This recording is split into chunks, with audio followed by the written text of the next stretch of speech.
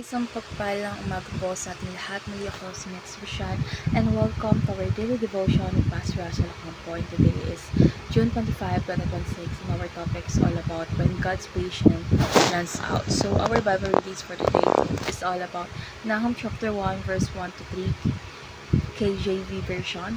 So the burden of Nineveh, the book of the version of Nahum, the Exoshite, God is jealous and the Lord revengeth.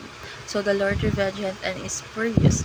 The Lord will take vengeance on his adversaries, and he reserveth wrath for his enemies. So the book of Nahum is a prophecy against the city of the capital of the cruel. So around 100 to 150 years earlier, God sent to Nineveh. So the people repented and God merciful spared them.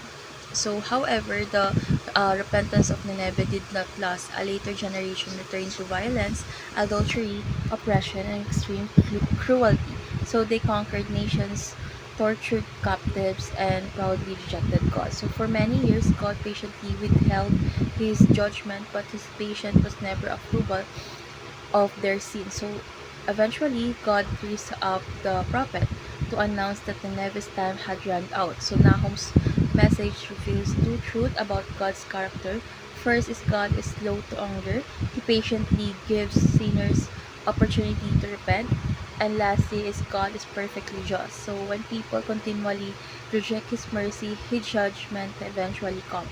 So this prophecy was fulfilled when Nineveh fell in 612 BC, proving that God's word always come to pass. So let's go on to our teaching. First is God's patience should never be mistaken for God's permission, because judgment does not come immediately. Many people assume God does not care about sin, but God's delay is an oppression of His mercy, giving people time to repent, not permission to continue rebelling.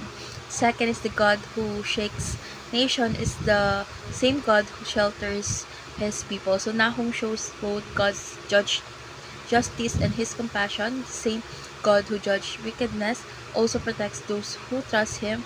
His power brings terror to His enemies, but security to His children. And last is God always deals with evil, either at the cross or at the judgment seat. So every sin receives justice. So for those who trust Christ, sin was judged at the cross. For those who reject Him, they will face God's righteousness or righteous judgment themselves. So no evil escape God's justice. So how do we respond? First is repent while God's patient remains. So every day is another opportunity to return to God. Do not assume tomorrow is guaranteed. Second is trust God's justice when evil seems to prosper. So although wicked people may appear successful for a season, God sees everything. So his justice may be delayed, but it is never denied. And lastly is run to Christ as your refuge. So Jesus bore God's refugee on the cross for everyone who believes in Him. So those who belong to Christ are safe, not because they are perfect, but because He paid the penalty for their sins. So let's go on to our discussion. Why is Jesus our refugee? So Jesus is our refugee because He took upon Himself judgment that we deserve through His death and resurrection. So He offers forgiveness, peace with God, and eternal security to everyone who believes in Him. So in Him, we are not only rescued from God's wrath, but also welcomed into God's family. So when trials, fears, or judgment come, Christ is the safe place where sinners find mercy, hope, and everlasting life. So let's pray. Heavenly Father, thank you for being slow to anger and rich in mercy. Forgive us for the times we have taken your patience for granted.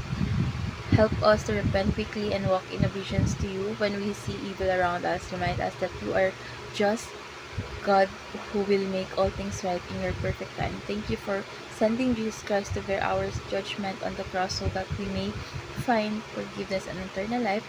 Teach us to run to Him every day as our refuge, our strength, and our hope. In Jesus' name we pray. Amen.